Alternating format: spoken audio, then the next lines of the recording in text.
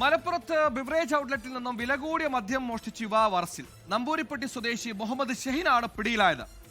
ജീവനക്കാരെ ആസൂത്രിതമായി കബളിപ്പിച്ചാണ് മോഷണം നടത്തിയത്.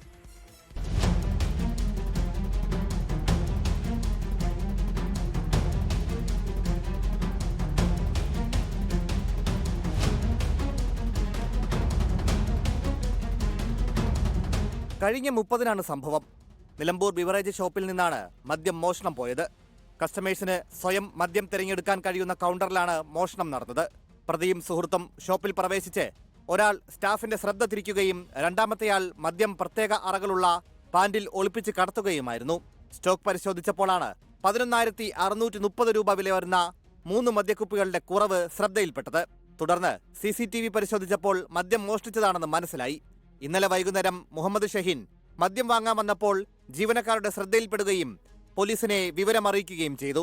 തുടർന്ന് പ്രതിയെ പോലീസ് കസ്റ്റഡിയിലെടുത്തു. നമ്പൂരിപ്പൊട്ടി കാഞ്ഞിരപ്പുഴയോരത്ത് പ്രതിയുമായി തെളിവെടുപ്പ് നടത്തിയപ്പോൾ ഉപേക്ഷിച്ച മദ്യക്കുപ്പികൾ കണ്ടെടുത്തു. ബെഫ്കോയുടെ മറ്റു ഷോപ്പുകളിലും പ്രതികൾ മോഷണം നടത്തിയിട്ടുണ്ടോ എന്നും അന്വേഷിക്കുന്നുണ്ട്.